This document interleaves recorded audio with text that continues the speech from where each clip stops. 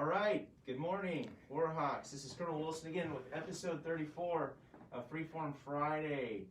Joined, as always, with my wingman, Chief Butcher over there. Actually, this is Chief's final Freeform Friday, at least as a chief. We'll talk about that more in a minute.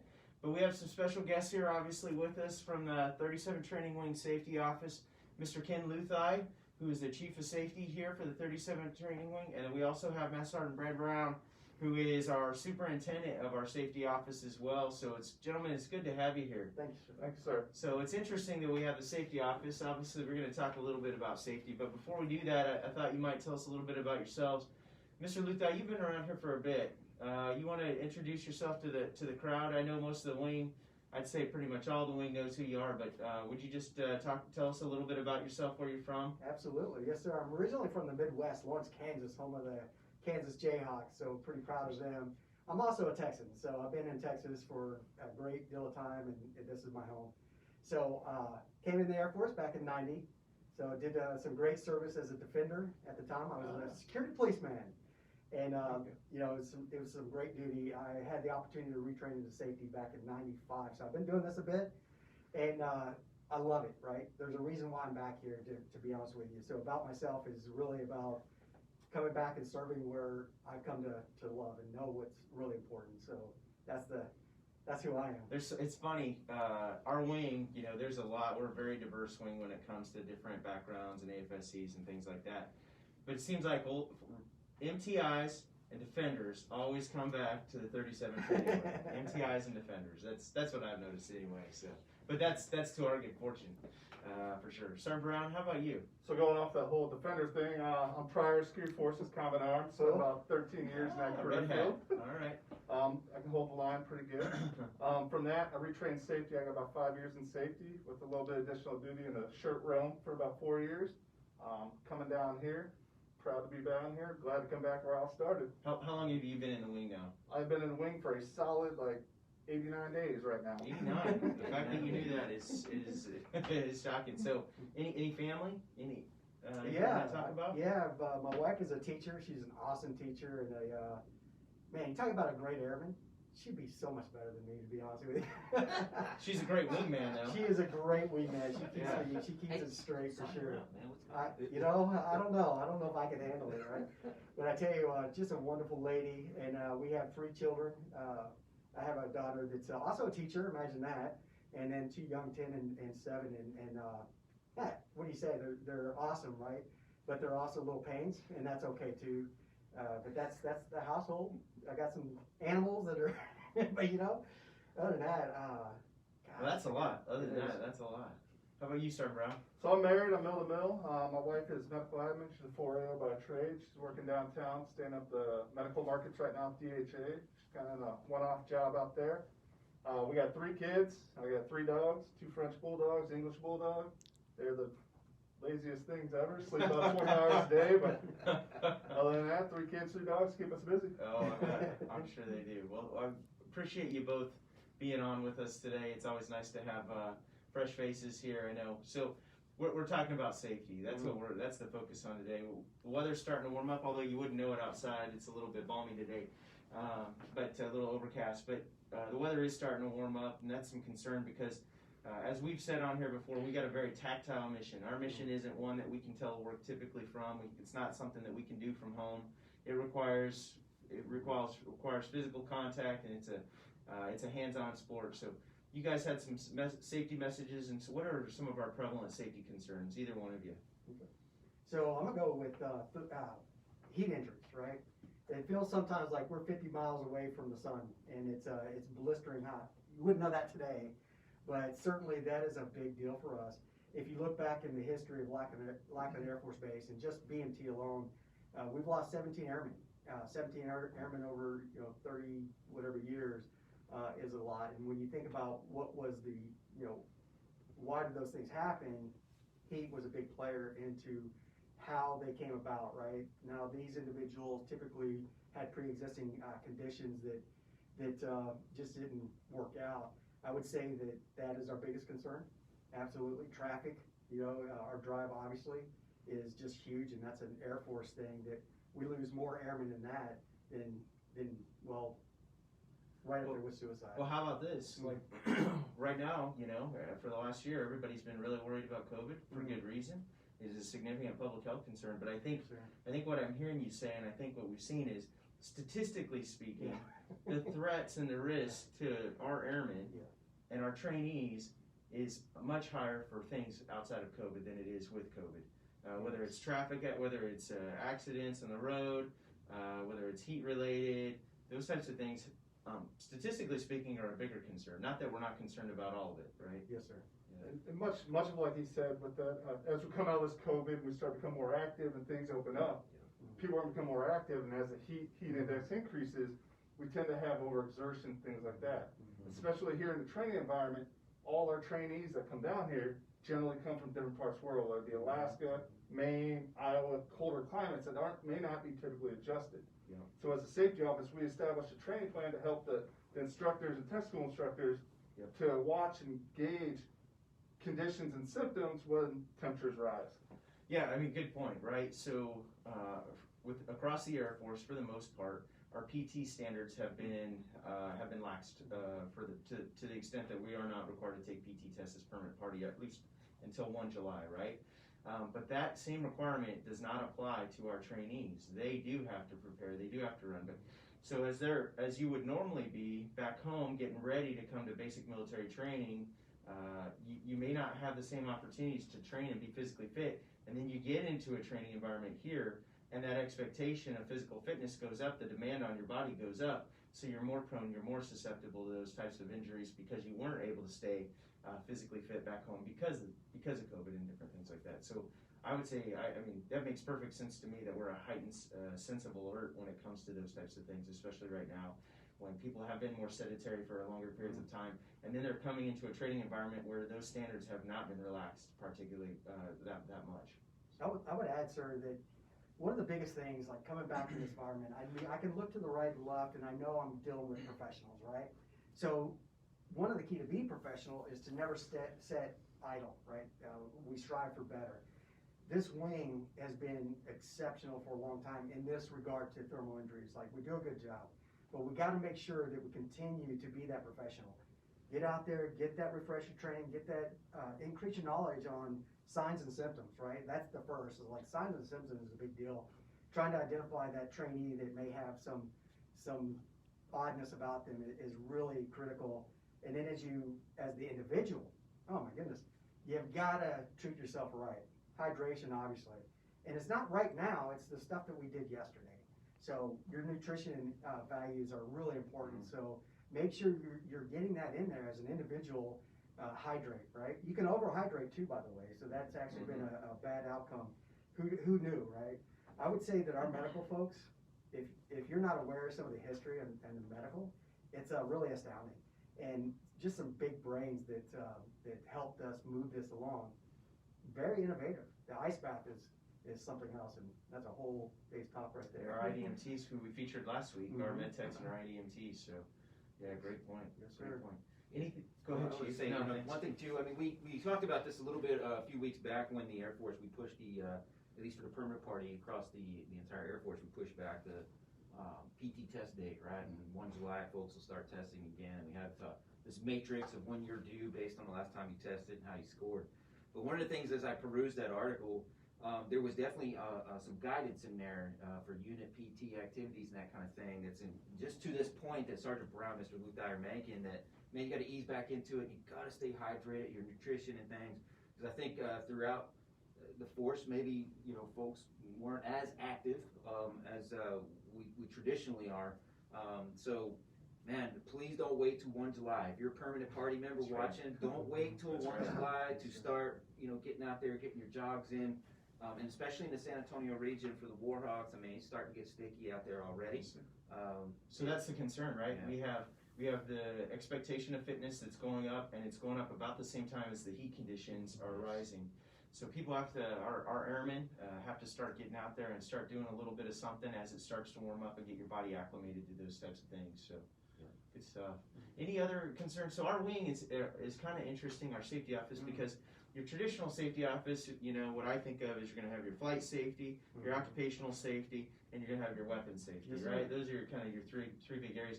And it's really cool because, oh, by the way, over in the 344 Training Squadron, we have our safety schoolhouse where we train our safety airmen. So that's kind of cool. But here in our wing, we have a different focus, obviously. Would you mind just talking about our wing safety office, either of you? So the construct of the 37 Training Wing Safety Office here is a little different than any other. We really don't own a flying mission, and as much as you say, we generally have a pilot or a flight safety officer in there along with weapons. So a lot of ours is based off of host tenant agreements that we work closely with 502nd on to help us fulfill our need of inspections and fulfilling the safety mission overall. The tech training environment's a little different, as we have different avenues of the whole JDSA where certain tech schools go out and train different areas. So for obstacle courses, stuff like that, we have to take a more heightened approach of and risk assessment and give that information to the commanders of those squadrons to allow them to make the decision on the risk assessments. Yeah, that's it, right? We got so many different lanes of effort that our ultimate goal is to get these warfighters out, right? Get them into the fight. In order for us to do that, we have to be tuned in to specific operations here, right? I can exchange the aircraft for, let's say, the training pad, right? Because that is actually a piece of equipment that's vital to our making everything go that we have to do. And if that thing is all messed up, then obviously we got challenges.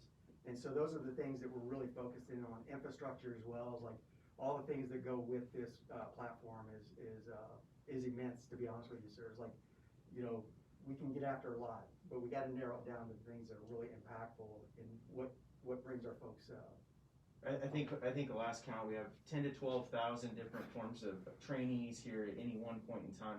What could possibly go wrong, right? So I say that tongue in cheek, but to our family members out there that are watching, we know there's a lot of you. This is important because this is how we make sure that your sons and daughters, your husbands, your brothers, your sisters, your wives, this is how we make sure they stay safe is through these programs and through these gentlemen, these individuals. So thanks to you guys both for what you do. We appreciate it. You're always kind of the guardians out there watching and making sure everything's safe. So we appreciate that. So, but we've had a number of a pretty busy week, Chief. A number of other things going on around here. COVID vaccines, right? That's a huge topic right now, and we are our permanent party, all our volunteers that desire to have the vaccine.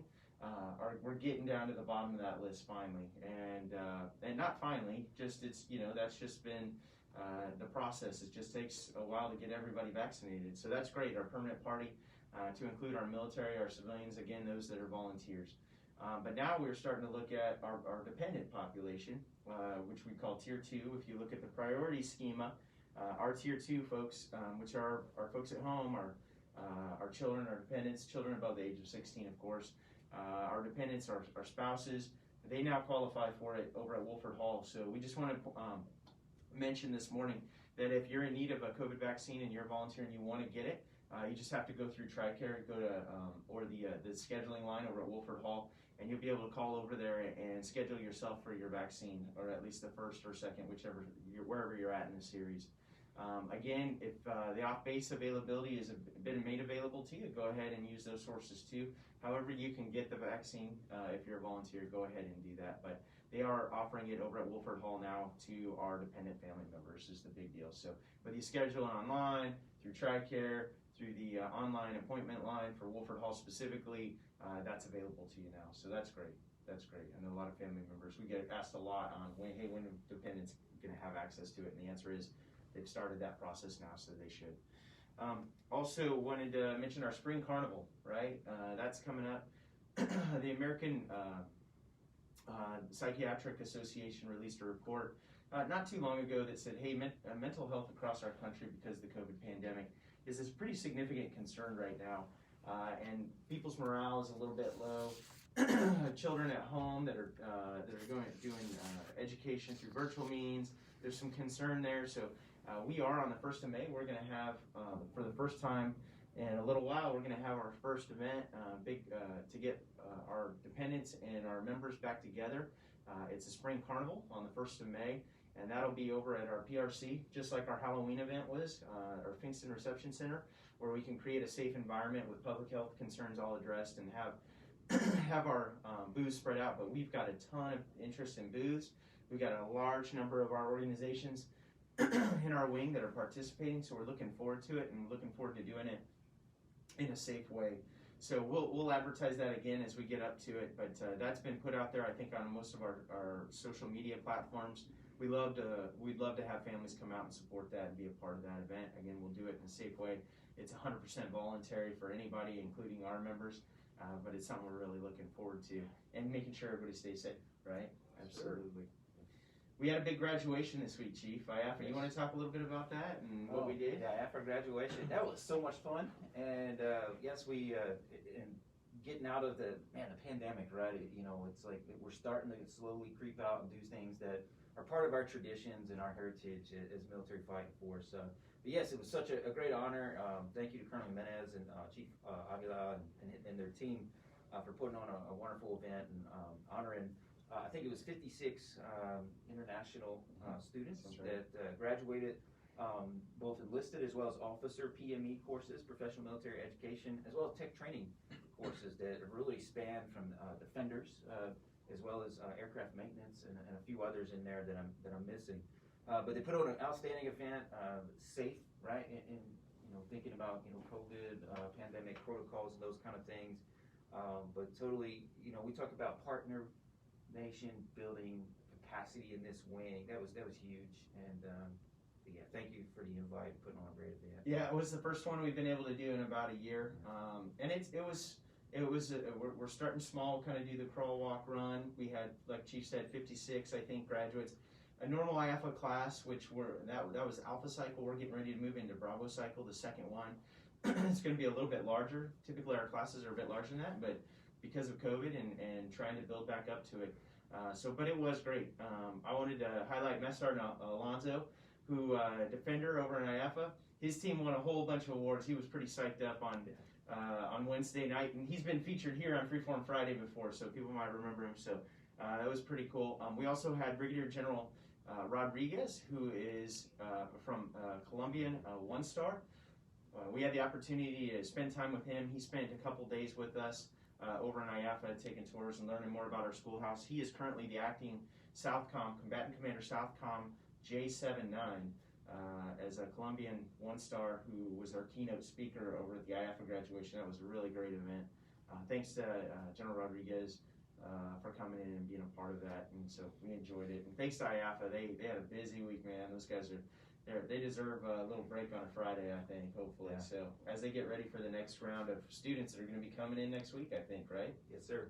A little bit of personal experience too, right? Just and I think this is fitting to share.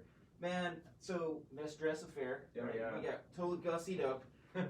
Which it felt nice. I'll be honest. First time in mess dress in 2 years. It's the first time I had to throw mess dress on, and yes, in about 15, 16 months. 2 years for me. And so I PCS'd last summer during the pandemic, which presented challenges of itself. I thought I was in good shape for this event, sir. In that the mess dress don't lie. The mess dress don't lie, but it still fit good. So that was testament to what I'm asking y'all to do across Warhawk Nation about staying in shape. Yeah, your mess dress will catch up with you. Yeah, it's good motivation. It absolutely is. But for me, the thing that I was very embarrassed about the night of the event. The night before, I'm doing the typical military protocol, right? I'm ironing my uniform. I'm making sure ribbons are everything is looking tight and right, and haven't worn this uniform in over a year. So hey, it's like kind of like riding a bike. Just had to jump on there again. So I thought I was in good shape, and I went home, got changed, and then I was, oh my goodness, where is my bow tie? Where is my cummerbund?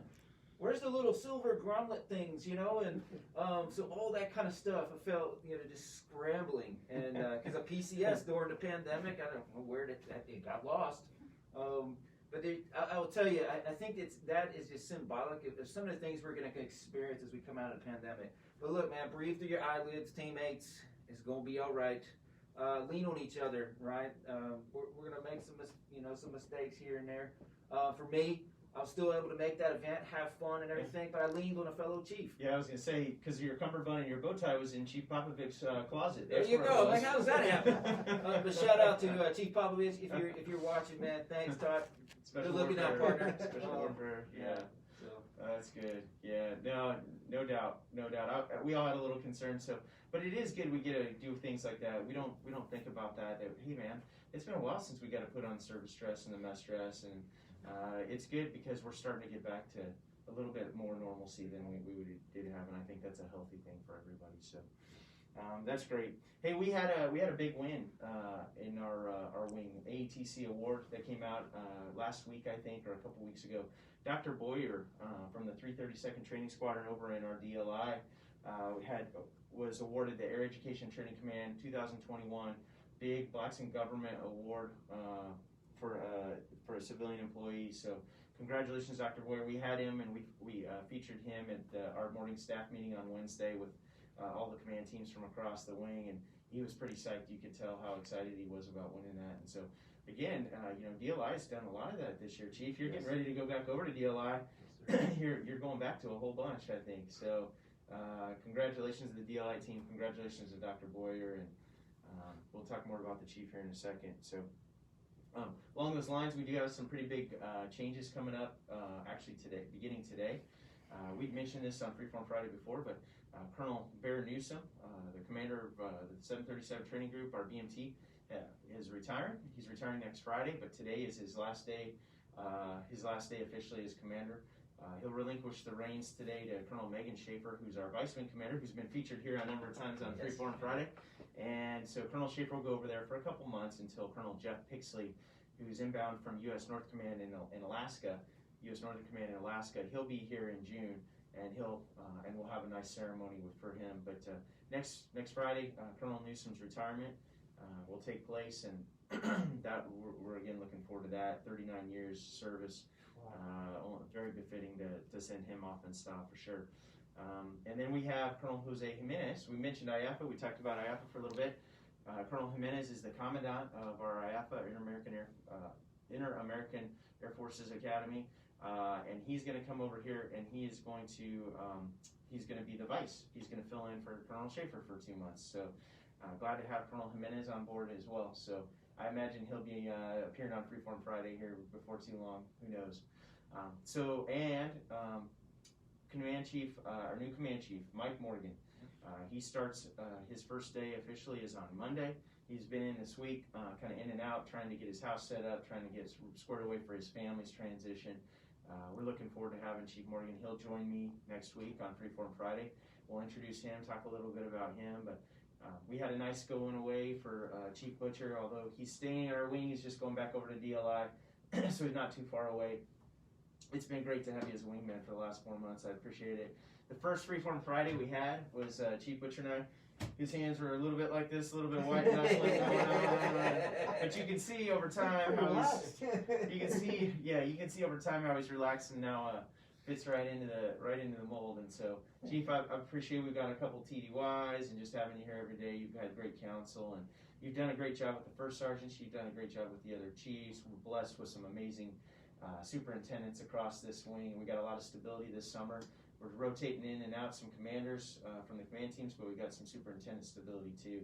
So that's really great, and I appreciate that. Any final words? Any final thoughts? Oh yes, sir. And actually, I would love to start with you first. Thank you, sir, for the opportunity to serve in this capacity. Thank you for the trust, and just give me a shot. I really appreciate that, and I'll never forget it. This was it's such a big deal to me, and to all the chiefs, first sergeants, command teams, Warhawk Nation, man. Thank you for the trust and the opportunity to serve alongside you in this capacity. You know, this is something, man, I called home and I told him about, a couple months ago, like, hey, I'm given a great opportunity to serve as the Warhawk Command Chief. And, I don't call my mom and dad, and, at this point in my career, it's kind of like, okay, yep, when are you deploying? Okay, thanks. But that's when I called home and said, hey, I'm excited about this, right? This is a big deal. And it absolutely was. And I tell you, sir, I learned so much serving with you and this great wing staff agency that we have collectively, the team. And And yes, I was quite nervous the first time I did Freeform Friday, but now I'm like wide open now, right? Telling you about how I had messed up my cummerbunds and all kinds of stuff, right? This is just a testament of growth, and I think the experience I was given is just this is how we do business in Warhawk Nation. You talked about all the leaders that are kind of rolling around, right? And I'm very much part of that too. And I heard this before, and I think I've heard you say it a time or two, sir, that when you have talent, you got capable leaders, right? And how you'll release them, and knowing that when you come back, they're going to be that much more effective. So I'm just looking forward to getting back to my team down there at DLI. See you on Monday. And shout out to Colonel Gillis. Really appreciate the opportunity, and Sergeant Barboza for covering down. And and Chief Morgan, man, you're walking into a great job, great boss, great team. And I'm excited to work with you, Mike, if you're watching. And welcome to the team, man. Welcome to Warhawk Nation. Yeah, thanks, sir. Thanks, Chief. No, it's been our pleasure. Thank you so much for the last 4 months. Look forward to continuing to work with you. Dude, Yeah. awesome. That's the thing. That's the That's the coolest best thing part. about this, right? That's the I'm best still counted amongst the number, right? I'm still, a Warhawk, so I'm really excited about that and continue to serve. So we have Annette Crawford here with us from I know, she's like looking around, oh no. Annette, I think we have a question that came in. I was hoping you would read it real quick. It should be, Sure. you see there at the bottom of the page. What is the guidance regarding masks when speaking to large groups of people? Can they be removed? Yeah, so the Joint Base Directive, I believe, is any large group of 30 or more, the speaker, as long as they maintain their social distancing, may remove their mask. Now, however, I would say that commanders always have the opportunity to be more restrictive. They can't necessarily be less restrictive, but if a commander uses their best judgment and believes that they have, so let's say 35 and the room's just a little too tight and they can't necessarily get the social distancing they want, they can always restrict it to a lower number. So that's okay, but or to a higher number, to 60, let's say, or whatever, 45, whatever the right number would be. So they could restrict it and require you to keep your mask on at 30 if that's what they wanted to do, just to be safe. But if there's any more questions on that, please push that up through Warhawk Solutions. We always push Warhawk Solutions. That's a great way to get your questions in, and that's how we received this one, is through Warhawk Solutions. So thanks for using that as a medium to up-channel information and questions. So, all right, I think that's it. So thanks everybody. That's episode 34 in the books. Thanks, Mr. Luthi. Absolutely, thank you. Thanks, Chief, again. Appreciate it, and look forward to seeing you around campus a lot.